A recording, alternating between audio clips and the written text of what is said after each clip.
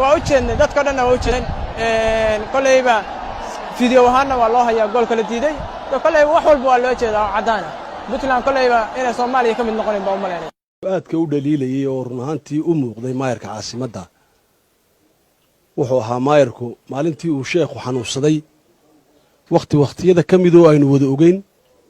ee uu dhacay ayaa markiina loo soo sheegay maayarka iyo anigu maayarku isagoo markaa dhididsan run ahaantii oo aad iyo aad uga naxay ayaanu isdaba yaacnay aniga iyo maayarku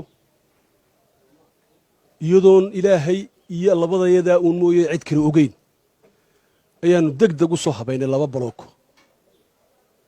baloog baanu degdeg u soo habaynay go'aamadii iyo warqadihii iyo wixii oo dhan baanu isugu soo xidhnay markiiba cid wax doonaysa dhag dabeetana wixii baanu isugu soo xidhnay lacagtii oonu sidno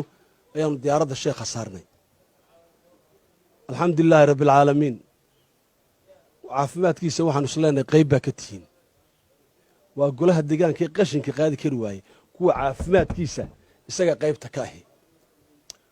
sheekhu markuu inoo yimid caafimaadkiisu wuxuu noqday inuu annaga nacaayo maalin walba wax naga sheego oo maalin walbana daba jimicsado waanu xishoonaynay uuna laakiin manaan hadli garan la'ayn abi axmed baa yidhi maalin dhawad baa aniga facebooka la qoray ninka la yidhaahdo shaacir fankii buu ka baxay anigii baa ku qoslay waayo waxa yaabay meesha kaga jiray anigu abwaan baan ahay sugaantaan tiriyaa gabayada waxyaabahaasaan tiriyaa dee kuwaa kama bixin iyagoo ummadda anfacaya oo akhriya adduunyaba u tilmaamaya ayaanu tirinaa aniga ka kalaba fanaan ku jiray oo hore oo aan ka baxay ama ku noqonayaana dee ma jiro oo horeba shaqo uguma lahayn mana heesi jirin dadkuna abwaan bay yaqaanina fanaan dee ima yaqaaniin xidhiidh aanu leenahay oo fanaaninta aanu lahayna dee ma jiro أنا أقول فضل كل يوسف ويرفض يا غير الشيء صحيح هو يقول مرنا هو السيد يا مرنا هو الصوت سكري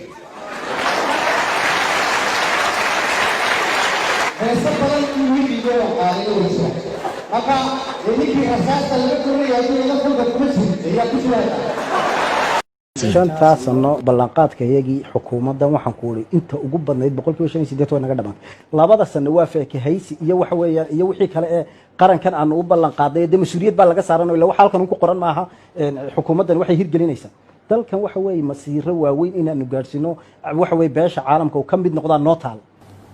wuxuu laba sano noo hadhow faakahaysi meesha marfish lagu qaylaa mina dawladda dadka adeegaysaa Portland weejku umada kula hadlaya oo aan inay madax badan ka guuraan guryahooda marka uu barto si aanu mar kale u oran warka keena laakiin saacad wasiir anigu waa tagay goobtan bariga Hargeysa ku taala dadkii waxay ku tusayaan waraaqihii oo sharci oo ay sitaan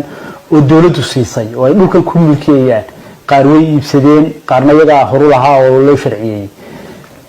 markay sidaa tahay miyaanay habboonayn in aadama ka iibsataan ama dhulbedel siisaan meena ka qaadaan baa ilaa xuquuq qofka muwaadin inaan ka qaadano sabab isagoo arkaya sidii ugu jawaabay